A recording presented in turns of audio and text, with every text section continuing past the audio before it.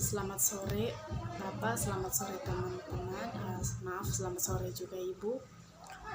Saya Arniana Ukalalu dan bagian dari mahasiswa sosiologi yang memprogram mata kuliah sosiologi terapan. Dan video ini merupakan video terakhir yang dibuat dari mata kuliah sosiologi terapan. Dan video kali ini juga merupakan video tugas ujian akhir semester atau UAS dari mata kuliah sosiologi terapan.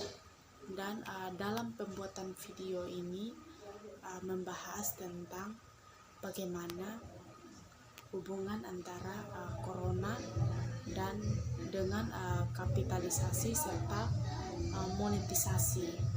Jadi itu yang dijelaskan dalam video ini. Dan sebelum saya menampilkan beberapa materi dalam bentuk slide, saya mohon maaf terlebih dahulu kepada Bapak, Ibu, dan serta teman-teman jika pembuatan video saya saat ini tidak sesuai dengan keinginan dari Bapak, Ibu, serta teman-teman semua. Untuk itu saya mohon maaf. Dan selanjutnya saya akan menampilkan beberapa materi dan saya membahas sesuai dengan pemahaman saya mengenai hadirnya corona di negara Indonesia saat ini. Jadi sebentar saya akan membahas beberapa materi yang saya sediakan sendiri. Oke, baik. Pembahasan kita kali ini tentang analisis virus corona antara kapitalisasi dan monetisasi. Jadi ada pengertian pertama, kita bahas dulu mengenai virus corona. Jadi virus corona adalah salah satu virus yang sangat berbahaya untuk dunia saat ini. Kemunculan virus corona menimbulkan masalah yang cukup besar untuk dunia. Masalah yang ditemukan karena adanya COVID-19 adalah masalah ekonomi, masalah kesehatan, masalah pendidikan, masalah sosial lainnya. Negara Indonesia dilanda musibah COVID-19 dari bulan Januari tahun 2020 hingga saat ini. Masalah kesehatan yang terjadi bisa ditemui pada saat ini adalah banyaknya masyarakat yang mengalami gangguan fisik dan bahkan mengalami kematian. Jumlah masyarakat yang terinfeksi COVID di negara Indonesia mulai berkurang dan bahkan angka kematian karena COVID menurun ya untuk saat ini. Dan masalah ekonomi juga terjadi pada masyarakat di tengah pandemi COVID-19. Banyak masyarakat yang kehilangan pekerjaan, menurunnya jumlah upah, bahkan tidak dapat penghasilan apapun. Semakin sulit untuk memenuhi kebutuhan, beberapa masyarakat tidak mempunyai makanan untuk dimakan sehingga menimbulkan terjadi kelaparan di berbagai tempat. Untuk mengatasi masalah ekonomi, pemerintah Indonesia telah menetapkan beberapa kebijakan berupa bantuan untuk korban COVID-19 agar tidak kesulitan dalam memenuhi kebutuhan minum. Oke, selanjutnya adalah masalah pendidikan yang terjadi akibat COVID. Keberlangsungan aktivitas pendidikan ikut terganggu setelah adanya COVID-19. Sistem yang dibuat oleh pemerintah mengalami pro dan kontra di masyarakat. Proses pembelajaran yang mulanya tatap muka tetapi dirubah untuk tidak tatap muka secara langsung. Gedung pendidikan ditutup dan proses belajar berlangsung dari rumah masing-masing melalui alat teknologi canggih. Selain gedung pendidikan yang ditutup, gedung perkantoran juga ditutup dan kegiatan bekerja bisa dilakukan dari rumah melalui internet. Masalah sosial yang terjadi adalah konflik dalam masyarakat, aksi kekerasan yang terjadi seperti pencurian, perampokan, dan bahkan pembunuhan. Salah satu faktor yang menyebabkan beberapa oknum melakukan kekerasan dikarenakan mengalami kesulitan dalam memenuhi kebutuhan hidup. Dan selanjutnya, konflik yang terjadi adalah perbedaan pendapat oleh masyarakat dan pemerintah dalam menangani pencegahan virus corona. Ada masyarakat yang taat menjalankan aturan pemerintah dan sebaliknya ada masyarakat yang menentang aturan yang ada. Itu pengertian tentang COVID menurut pemahaman saya yang saya tuangkan dalam materi tersebut, bahwa COVID ini merupakan virus corona yang melanda negara kita saat ini, dan kita ketahui bersama bahwa COVID ini berasal dari salah satu negara besar, negara Cina, yang memiliki alat teknologi canggih dan negaranya cukup maju, dan itu di situ tempat munculnya COVID sehingga tersebar di beberapa negara di dunia. Salah satunya ya negara kita, negara Indonesia.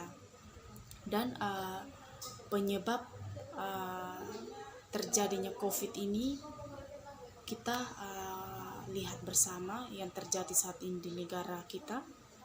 Ada beberapa masalah yang ditimbulkan. Tadi disebutkan bahwa ada masalah ekonomi, masalah kesehatan, masalah pendidikan, masalah sosial, bahkan masalah dalam lembaga keagamaan, ya.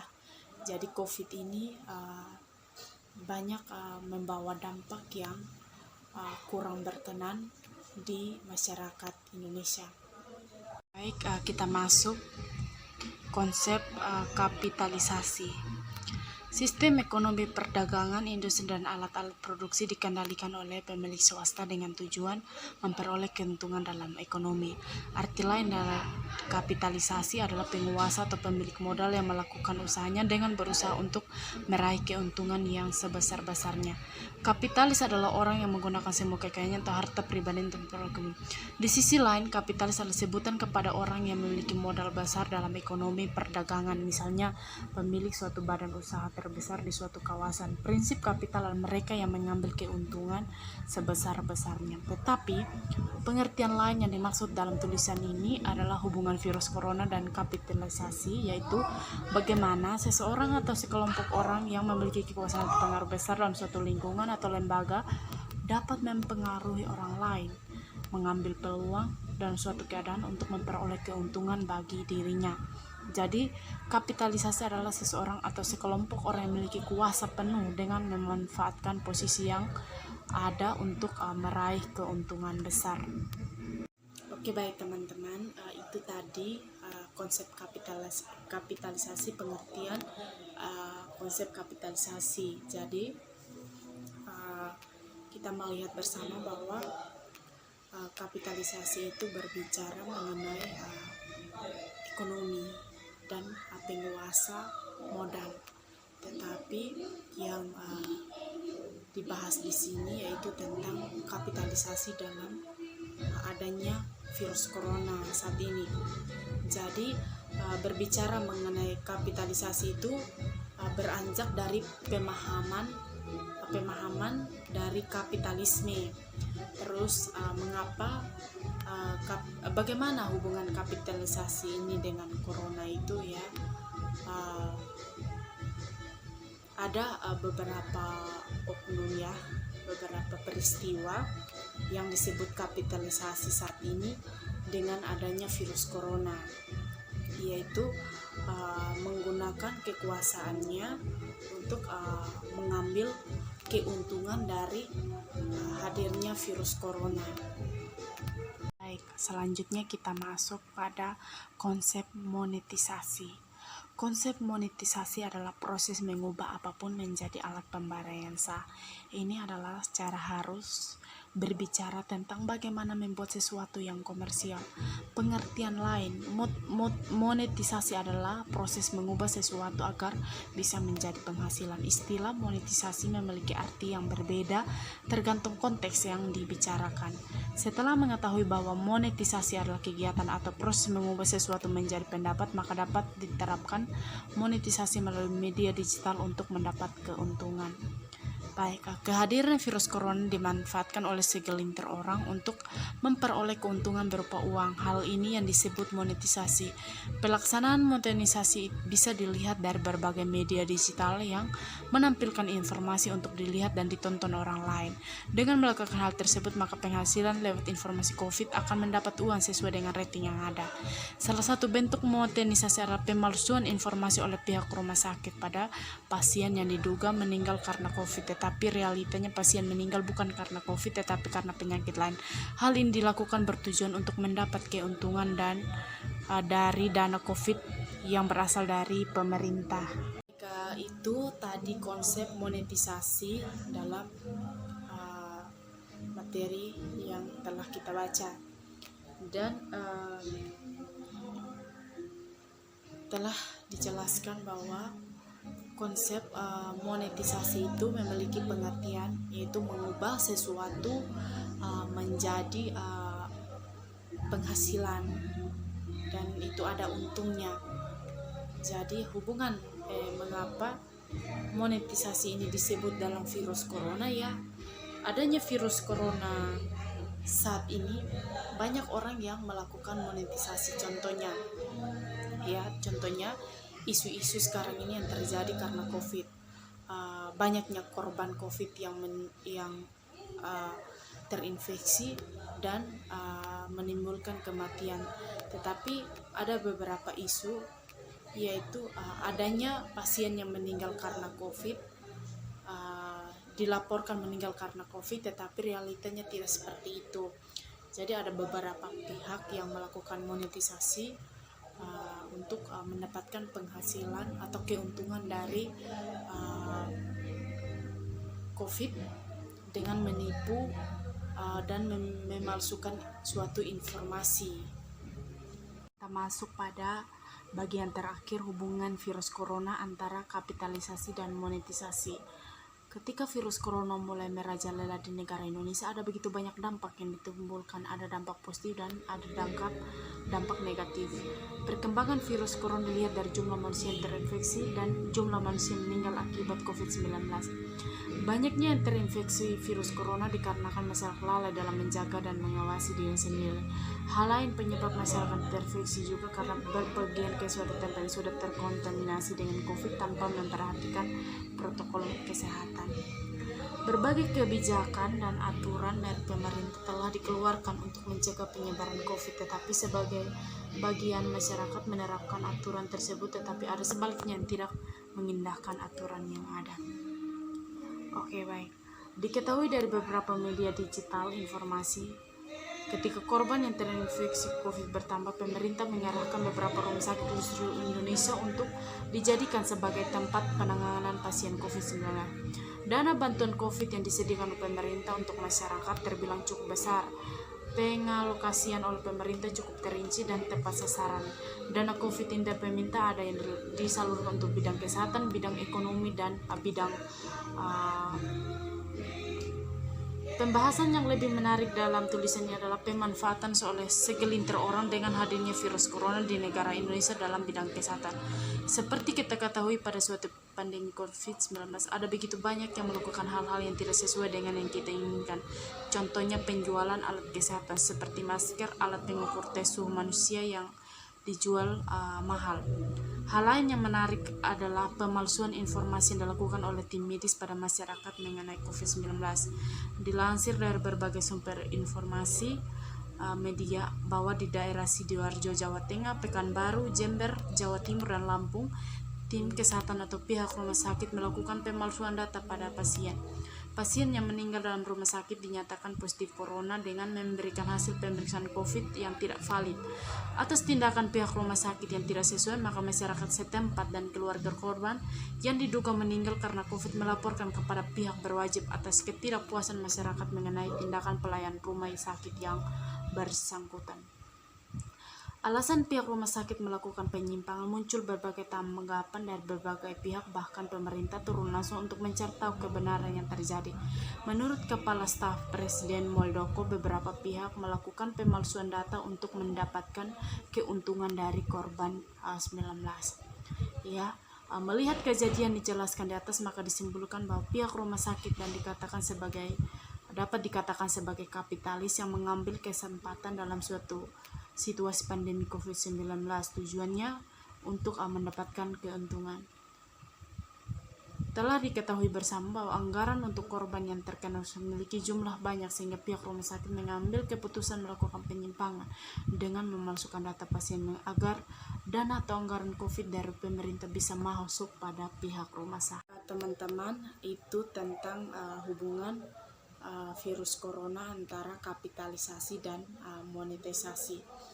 Ya, kita lihat saat ini mengenai isu-isu yang terjadi di negara Indonesia tentang beberapa rumah sakit, pihak rumah sakit ada yang melakukan pemalsuan informasi mengenai masyarakat yang meninggal, diduga meninggalnya karena COVID, dan mereka melakukan pemalsuan data dengan mengubah hasil tes swab tentang virus corona. Dan dari pihak keluarga banyak yang melaporkan kepada pihak berwajib karena mereka tidak terima dengan adanya informasi bahwa keluarga mereka yang meninggal ini karena COVID-19, yang seharusnya mereka itu meninggal karena penyakit lain. Dan menyangkut hal itu, beberapa masyarakat mengambil kesimpulan, bahkan Kepala Staf Presiden Muldoko mengatakan bahwa pihak rumah sakit sengaja untuk melakukan hal itu agar dana-dana COVID-19 dari pemerintah itu bisa masuk kepada mereka. Tujuannya supaya mereka mendapat keuntungan. Jadi mengenai kapitalisasi, bisa dikatakan bahwa pihak rumah sakit ini atau beberapa oknum itu melakukan pemalsuan informasi.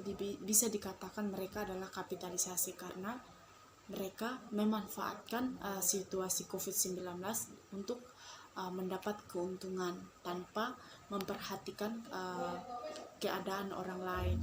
Dan itu juga termasuk dalam monetisasi. Jadi pihak rumah sakit ini bisa dikatakan juga mereka monetisasi, yaitu mereka berusaha melakukan sesuatu yang tidak baik dengan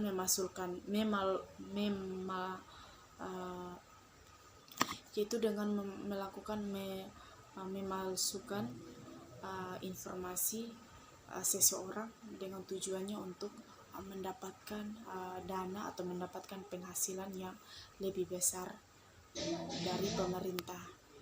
Jadi itu mengapa itu bagaimana hubungan COVID-19, kapitalisasi dan monetisasi.